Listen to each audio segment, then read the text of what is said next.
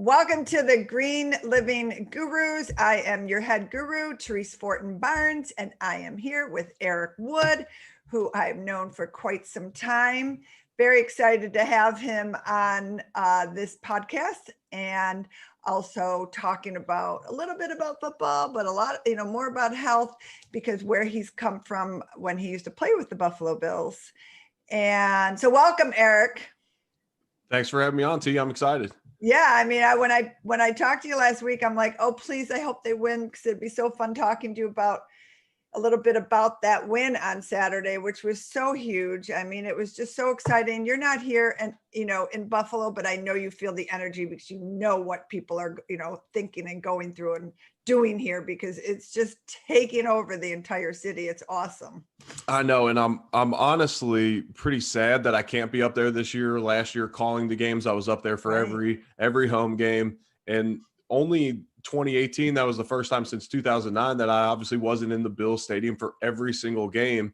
And so this year, it's sad for me to not be up there. Quarantine rules for the listeners out there. I do college football games on Saturday for broadcasting. I couldn't get to New York in time in order to pass the quarantine rules to be able to work in the stadium.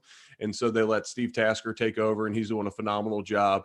And it's just a magical ride. But honestly, it's like, so many people are like, are you jealous? Does it hurt you that you're not there? It's like, why would it? Like, I'm so excited for the people in that organization, the city, and I'm enjoying it from my house in Louisville, and I'm still doing post-game work for the Bills and all that. So it's fun. If the Browns would have beat the Chiefs, I could have potentially made it up to Buffalo this week, because I don't have any work stuff. And I know I'd pass a COVID test at this point, not to throw it out there for the listeners, but I know I'd pass a COVID test. So I could have made it up this week, but it's going to be a fun matchup with Kansas City.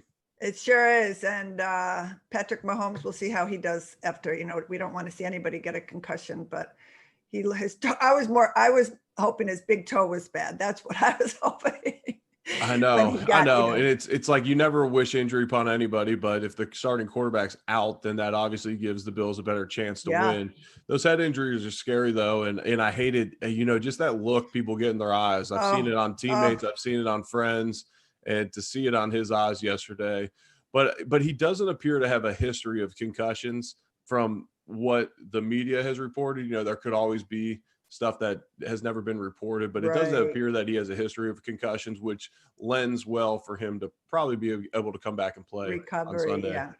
Well, that's good. And then on another note, another concussion over the weekend, Lamar Jackson, and it was sad to see him leave too. But the Bills Mafia. So Lamar Jackson, is he from Louisville? He's from Florida. He played ball at the University of Louisville. So that's why he supports a charity in Louisville. Correct. So for anybody that doesn't know, Bills Mafia is our fan base that expands across the world. And the quarterback for the team we beat on Saturday went down with a concussion. And the Bills Mafia, as we are very well known, started donating $8 to Lamar Jackson's foundation, which is out of Louisville, Kentucky. And they've raised over $260,000 in $8 increments, because that is his number. So when I saw that, and I saw your post you did last night, that's when I first saw it. And I was like, what? I knew they would do, I didn't know they would do something, but of course they did it. And when I saw today on the news that it was over 260,000, I just was like blown away. I mean, I could see 10, 20,000, but but then I really wasn't blown away, because Bills Mafia, right? Yeah, it's like, if people ask me if I'm surprised by it, I say I'm amazed, but I'm not surprised. Right. Because they've proven they can do this over and over. And as this fan base grows and more people buy into this Bills Mafia title, they get a kick out of doing stuff like this. And how awesome is it? And you could call it cheesy, you could call it whatever you want, but from the outside looking in, you could say, man, it's a fan base of a sports team. Well, in every city across America, there's a Bills backers bar that gets together. They get together with their Bills Mafia title. And you know what?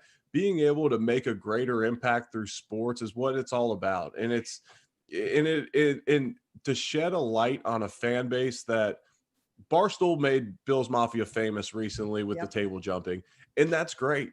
there's people that take that side of Bills Mafia, but for Bills Mafia, for this Bills fan base, for the Buffalo community that's stretched across America, for them to make an impact in so many different ways. And we could go through all the examples. This isn't the first time it's happened, though. We can say that this isn't the first time that they've made an impact, but I live in Louisville, and now I am so happy that for the rest of my life in Louisville, Bills fan base, Bills Mafia will be known based upon what they did for Lamar Jackson's foundation, not for jumping through tables, not even for the times that my buddies have got to go up there and just experience people. Yeah. It'll always remind them of blessings in a backpack. And not to get too far down a rabbit hole, the city of Louisville has been through the ringer in 2020. Obviously, most of the country has, but when you throw in the Breonna Taylor situation here and people coming from all over America to come here and protest and the violence and destruction that caused, this is an awesome distraction and blessing for this city.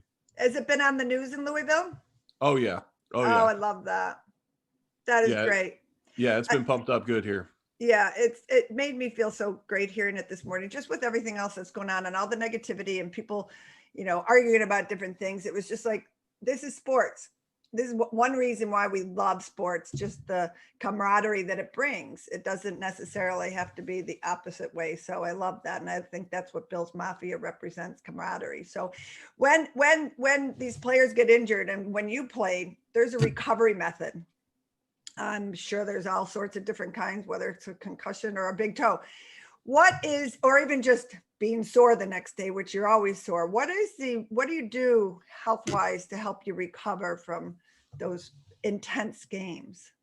Yeah, every day in the NFL is pretty intense, but game day is by far the most intense. That's where you're taking the most of your contact. And so you're going to wake up Monday and you're going to be extremely sore. People compare it to getting in car accidents, whatever it may be. And it's amazing when the adrenaline pops, or when the adrenaline runs off, what pops up in your body too. Like, oh, I didn't even know I hurt my elbow yesterday, when you wake up the next morning. But generally we would get moving on Monday. So we would do a little bit of running, jogging. We would have a workout as well to get your body moving again. You want that blood flow. You want to get that lactic acid moving out of your muscles because you've had so much contact, but you're also extremely fatigued.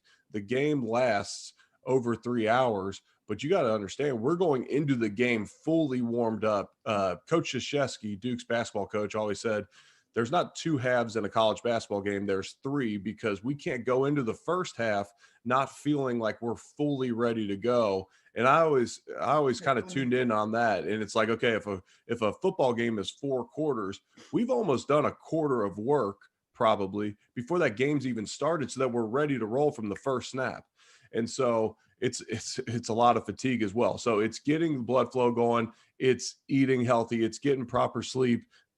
It's nutrition, it's massages, it's anything that has a 3-letter acronym, MAT, ART, whatever the experts that they bring in, all contributes to get you ready to roll for the next game. But really, you got to be ready to roll for Wednesday practice. And I would imagine sleep is a big part of recovery, right? It is. Towards the end of my career, I started using a Whoop band, and it tracks your sleep and your recovery off of an HRV score, the heart rate variability. And it's amazing just what sleep and quality sleep can do, because there's a huge difference between sleep and quality sleep, which, you have drinks or eat too close to bedtime, whatever it may be, can affect your amount of deep sleep, your REM sleep, and that's where you're getting fully recovered as well. So a vegan diet, I'm just curious about this because I've been reading about it a lot. I'm not vegan, but I know I've watched the Game Changers. I've read much about this. I know Tom Brady has a semi-vegan diet, age 43, amazes me, but I'm just curious your take on that, because I know it's becoming a big thing with athletes, isn't it? I've seen it out there a lot, but I was just curious what you thought. Yeah, it's becoming really popular. And Tom Brady is about 80% plant-based, and not even necessarily vegan. There are certain restrictions on everything for the vegan diet. He just says, look, if you look around the world, the healthiest cultures consume a lot of fruits and vegetables. I'm going to do that. But he's about 20% animal protein, a lot of fish, but animal protein as well. And the movie Game Changers, the documentary Game Changers became this big deal. And a lot of people started doing it. I didn't play with any vegans in Buffalo, which has been tough in Buffalo. They would have had to drive, they would have had to leave Orchard Park to find their food. They could have gone downtown or Williamsville and been able to do it. But I say that after that documentary, there was a lot of hype around the vegan diet and athletes and cutting inflammation and all that. Well, they started tracking these guys, and it's amazing how the injuries came into effect for Chris Paul, for Morgan, the defensive end from Tennessee, who was one of the stars on the show.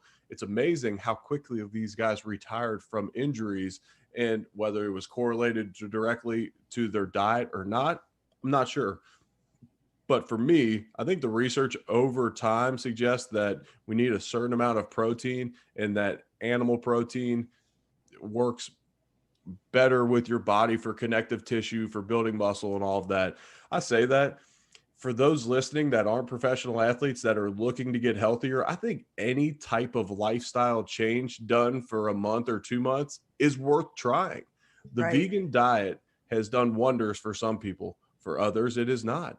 For some people, it's keto. For some people, it's just a normal balanced diet. Whatever it may be, try stuff and see what works best for you. But don't let somebody else tell you you have to be vegan to do this. In the same way, you shouldn't let someone else tell you that you have to be keto or you have to be whatever you need to be. See what works best for you. We're all different. That's so true. I actually read the book Food for Your Blood Type, and I'm actually a carnivore. And it was before I was eating some meat, not, I don't eat a ton, but I had a bit of anemia.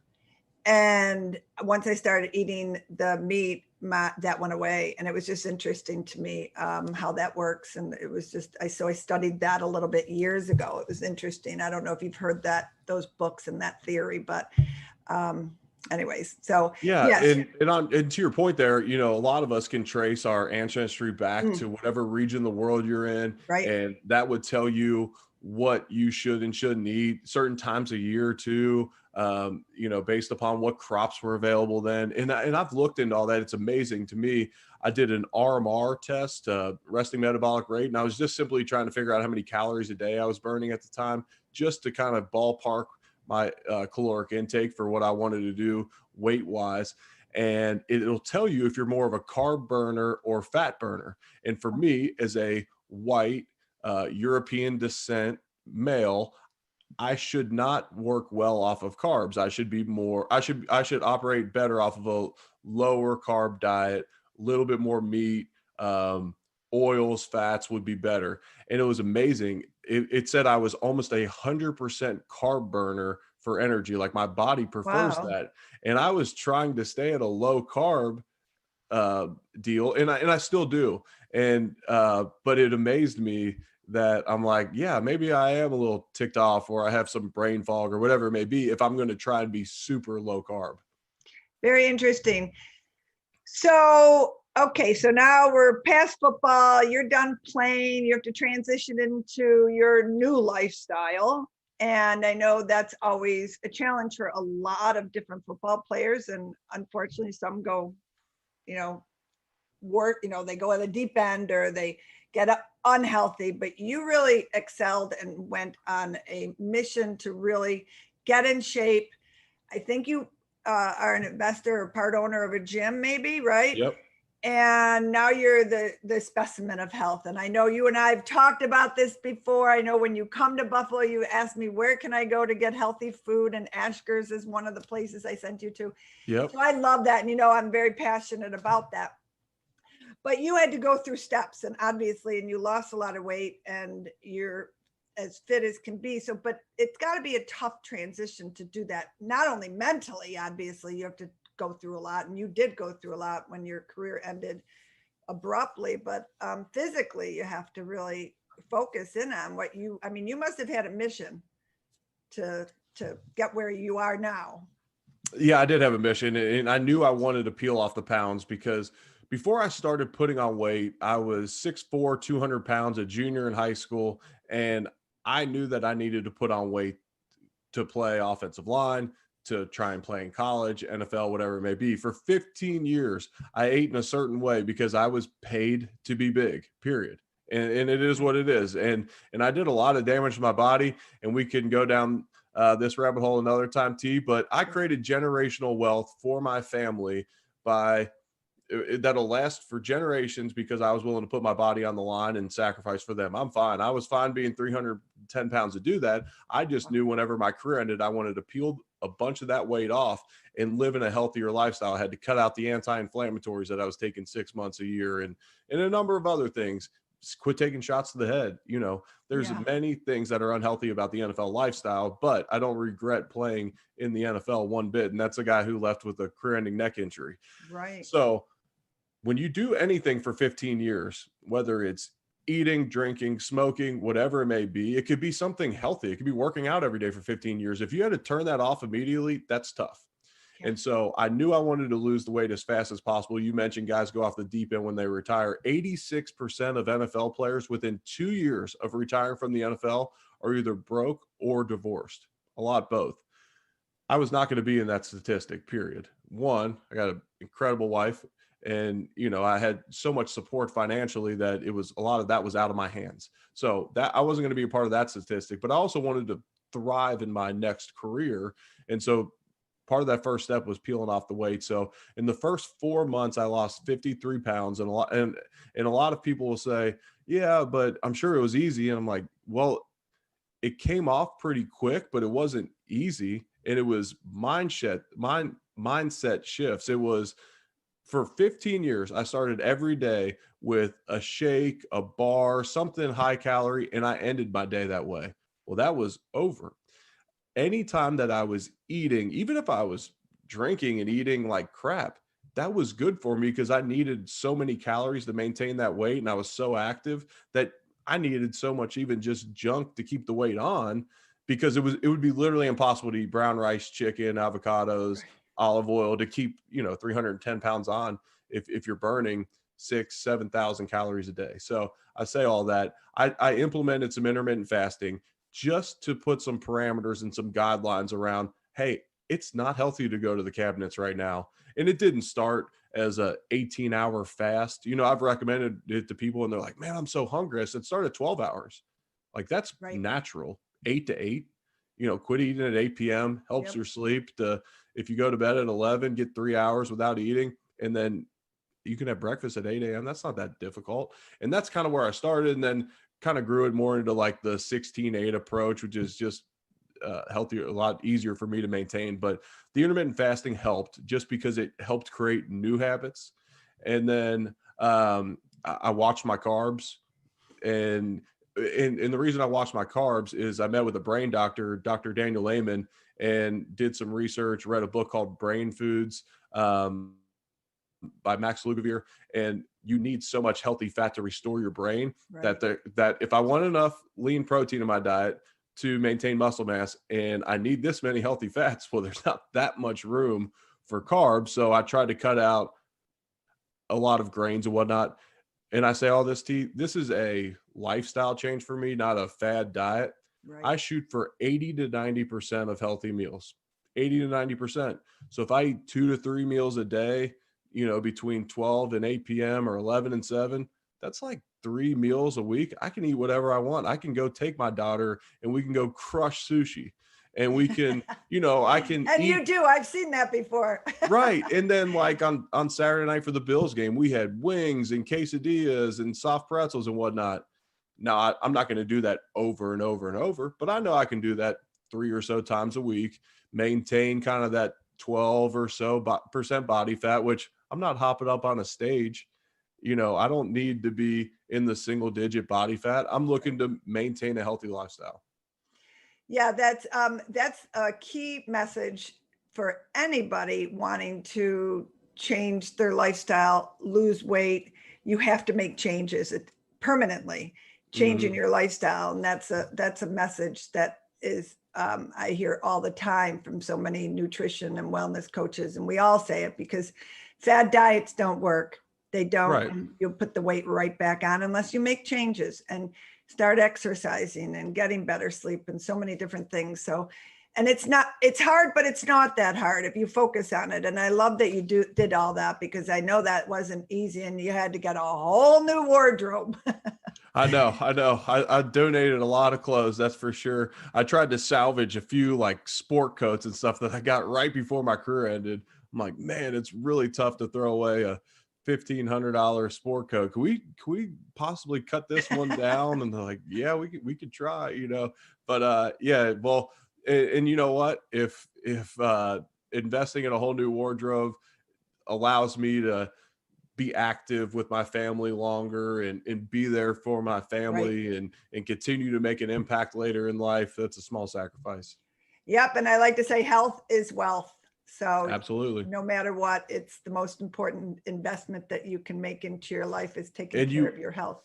and you always forget it until it's too late, if that Right. makes sense, and it's amazing when you're around loved ones or whoever it is, and they get sick. It's a lot of times it's not their fault. I don't want to place blame, Right. but you don't understand how lucky you are to wake up and be able to walk around on 2 feet and live a normal lifestyle and not have to worry about hospital visits or whatever it is. And I'm not relating all this back to nutrition and all of that, but your health is truly your wealth in life. It totally is. No doubt about it. I was on a podcast last 2 weeks ago with Mara Hodge, and he had cancer, and he, unfortunately, it was from glyphosate when he worked on a potato farm growing up, but he is a specimen of health, and Yes. he never took anything for granted, and he preached about making sure you take care of your health. Don't try to take care of it after you get sick, because that's a whole nother road you don't want to go down. So I agree with you on that. Now, on that note, you took charge of your health.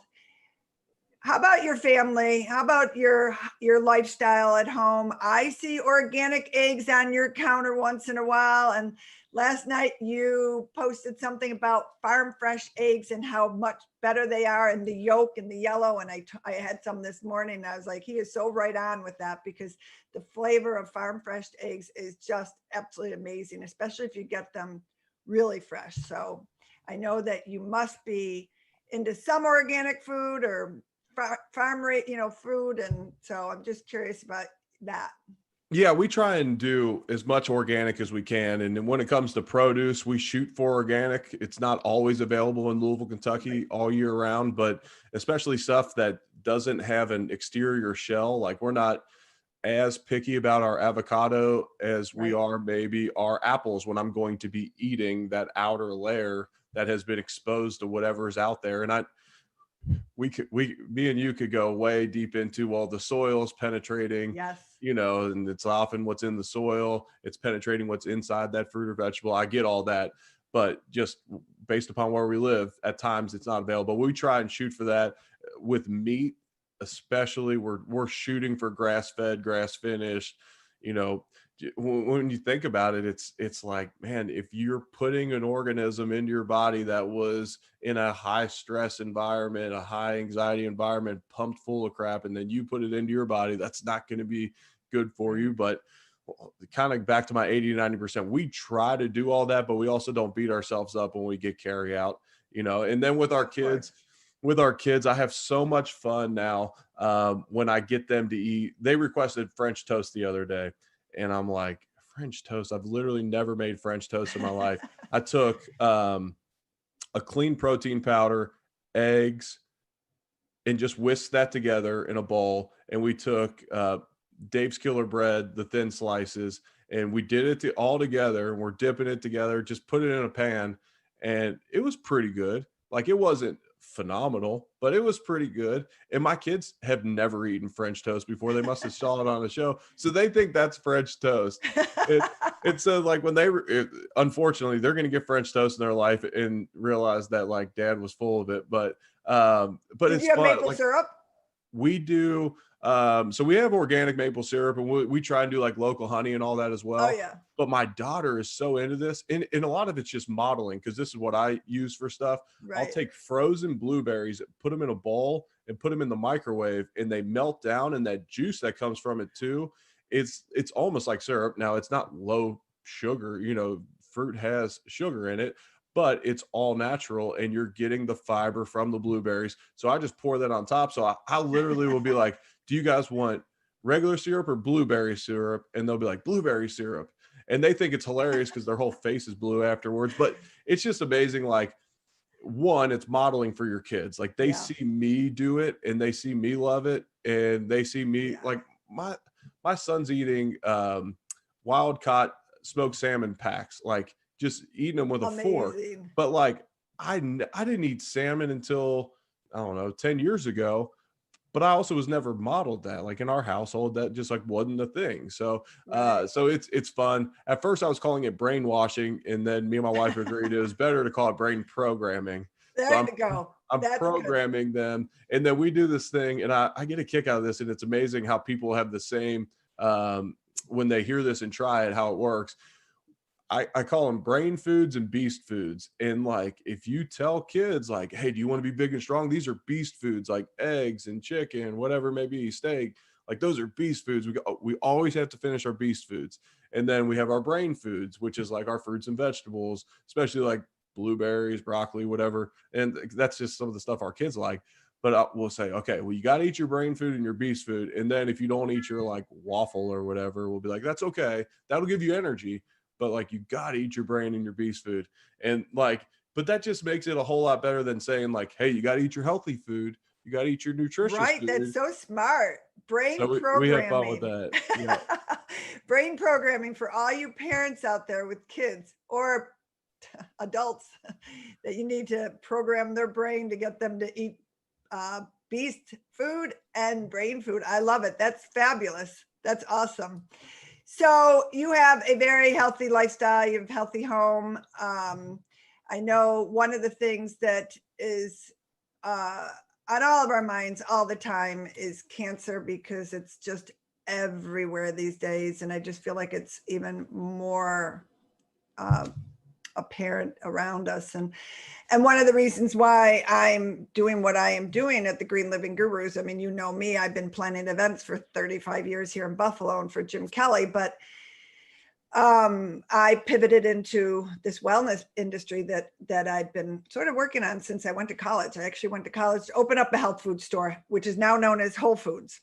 They took my idea from me, but, and that was in the 80s. But, but one area that I've been helping people for the past 35 years, I actually help cancer patients and friends and family and anybody else. But I've helped a lot of cancer patients that realize that once they get through their treatment, they want to really clean up their house and life and their home from all these chemicals that are all around us every single day. And you can only do so much, but you can do a lot.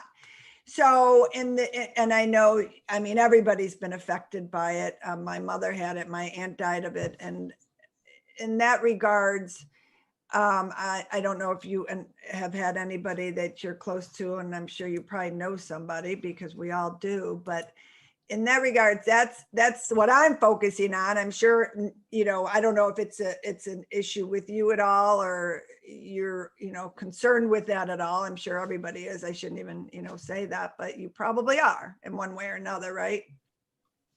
Yeah, absolutely. And I had a grandma on one side and a grandpa on the other side, passive cancer. Those were both substance abuse related. One was alcohol, one was smoking. And so you almost say those are self-inflicted. And then there's so many that are just kind of from just the way we live. And you're putting a lot of faith and trust in big time manufacturers making decisions for you if you don't look into this stuff. Right. And for us, I always tell my wife, like, we have the resources that not everybody does to be able to buy organic, buy all natural, buy, laundry detergent from, we have a place in Louisville called Buff City Soaps. They make all organic. You can watch them. You can watch them make your soaps, your bath bombs, your whatever. And it's actually a really cool, like, little daddy-daughter date place as well, because it, they kind of like make over you, grab a bag when you go in, fill it up. But like we shop from there and I a love buddy that. owns it. So like we get to support them. And then, the more you look into, the more you realize that your household cleaners, you can buy more natural products there. Mhm. Our shower looks a little bit different than it used to when we have native products and all of those, as opposed to what we used to. And my deodorant now is native as opposed to whatever big brand you want, to avoid the aluminum and everything that Right. blocks your testosterone. It's amazing what's all around us.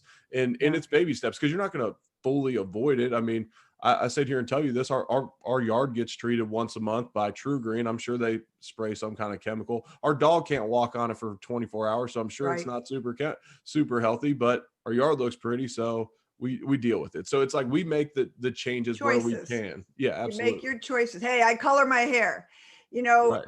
and I like my red wine, Right. organic red wine. But yes, you make your choices and you try to avoid them as much as possible. So I think that's good advice for anybody, and you don't have to, because it can be overwhelming about the amount of chemicals that you can come in contact with. But the little baby steps that you can do are so important, and that's what I always try to teach everybody that I come in contact with. And my biggest thing that I tell people are read your labels and know your ingredients. Mm-hmm. So you just pay attention, look at the back of a box, look at the back of a jar, know what you're putting into your body and on your body, whether it's lotion, shampoo, deodorant, or food for that matter. So that's excellent advice.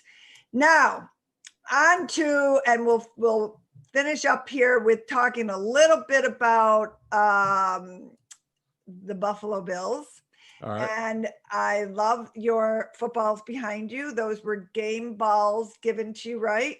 Yep. Which is your favorite? Well, Can we see one?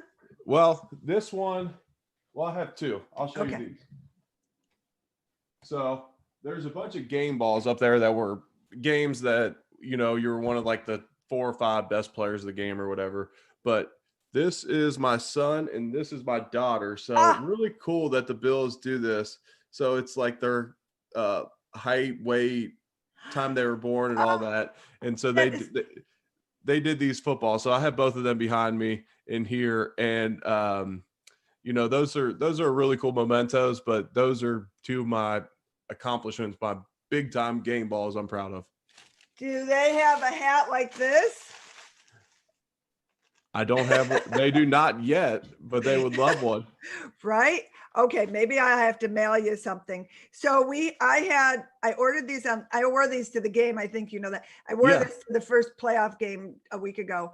And I had these cutouts made because that's what Fred Flintstone and Barney Rubble wore to a game that, they're pictured with that. And so then this was our outfit. It was great. And the only reason why we got away with it is because of COVID and nobody was sitting 3 seats behind us. I was just gonna say, good thing there was only 6,700 fans there, or else you would have been having that hat knocked right off the top of your head when people couldn't see. Yeah. We had a lot of people wanting our picture taken. So it was very funny. It was kind of warm too. So it was kind of nice. So that's my hat. That's my Buffalo Bills memento. I'm taking it with me wherever I go. And I'll look into getting 2 kid-sized ones because they'll love them. They're so fun. I actually ordered a few more online. So Oh, that's awesome. yeah, it's fun. So what's any prediction for this week? Any thoughts on the game? Man, it goes back and forth whether Patrick Mahomes is playing or not. I Right. would assume he is going to play. You know, I've been doing a bunch of media stuff with the Bills in the playoffs the last few weeks, and I always pick the Bills because it does me no good to not pick the Bills. We're not wagering here, and I have no record that anybody's going to be showing. So I'll take the Bills, pulling the upset in Kansas City. They're a 3-point underdog right now. They lost by 9 points to the Chiefs in the regular season. Right. But that was a goofy game. It was raining, and both quarterbacks were affected. Josh Allen only had 121 yards passing, but Patrick Mahomes only had 225. He throws for 300 and some in a game. So it was kind of a goofy game, and the Bills that was supposed to be a Thursday night football game. It ended up getting Right. pushed to Monday. Yeah. Well, the Chiefs got 8 days rest before that game. The Bills only got 6 because their game against Tennessee got pushed back to Tuesday. It was a goofy scenario. Forgot It was about a that. goofy stretch for the Bills. They dropped 2 in a row to Tennessee and the Chiefs right there. Only 2 losses in the season besides the Hail Mary at Arizona. I think this game is going to be a lot more competitive this time. And not that it wasn't last time. It was a 6-point game in the fourth quarter. That's a competitive football game, especially against the defending Super Bowl champions. Right. But I like the Buffalo Bills in this one. I think it's a special run. It's a special time. And T, you'll get a kick out of this. So, everyone's so upset that there hasn't been fans there all year. And in the stadium, there hasn't been fans. It's like the first time in 25 years, the Bills, do all this and the Bills fans can't be there. And I've read these like memes. It's like God knew that in the first year that the Bills fans would not be able to handle this. So he didn't allow fans in the stadium. That is so true. I mean, there would have been so many injuries, arrests.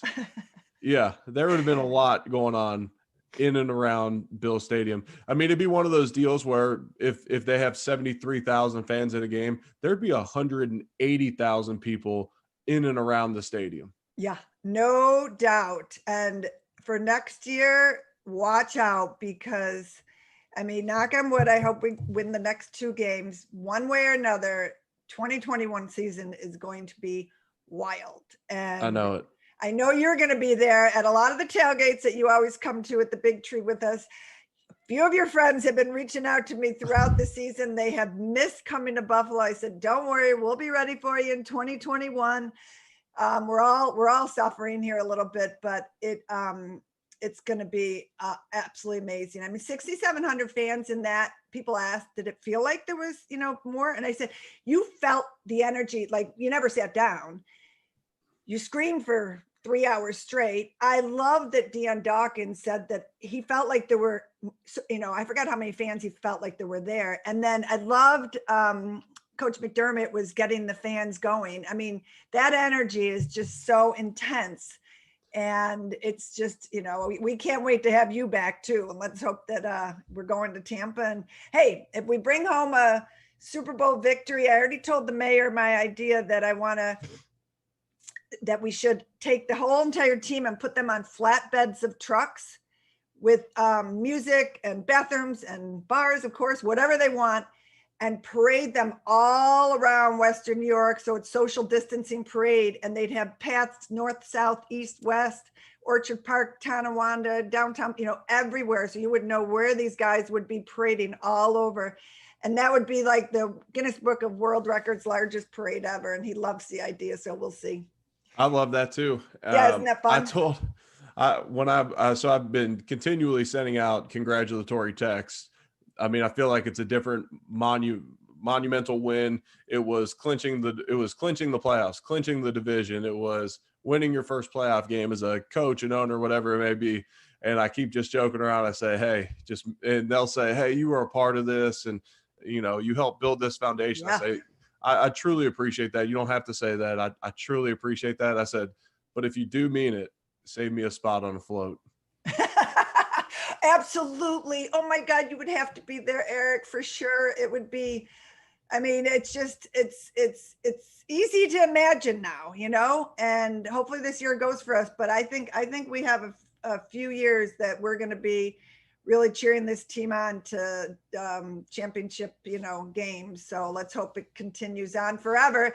Hopefully they're all eating healthy, which I'm sure they're doing everything in their possible ways. Let me plug the Pagulas real quick on this podcast. And I know we're over time. It's okay. We're okay. And let me plug the Pagulas real quick, because when the Pagulas bought the team, we were eating whatever they put out in front of us that day. You had like one meal for the whole team. It might be chicken tenders, mac and cheese, like that kind of food. They brought 3 of us into a room and said, what needs to be changed around here? And one of the things we mentioned was the nutrition. The Bills, now this was in 2017. I'm sure it's likely more now. They were spending $10,000 a week on organic produce, just organic produce. much less all the other stuff they were feeding us and the intentionality that they put into nutrition. I mean, it's absolutely phenomenal. You walk in the morning, every morning I walked in, I had the exact same juice ready for me. When I walked out of breakfast, I had my smoothie that was going to be my pre-practice nutrition, which I say smoothie, it was more of a meal, but it was just phenomenal what they did to revamp just our cafeteria up there.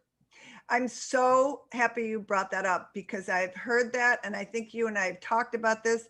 I also know that they own a juice bar in downtown Buffalo, and I can't think of the name of it, but it's called Weekly Juicery, and it's right below the Harbor Center. So last week, sorry, it's not called Weekly Juicery. That's in Louisville. It's called, I know it's on the tip of my tongue. We'll have to, whenever you look it up and put it in the show notes. I will.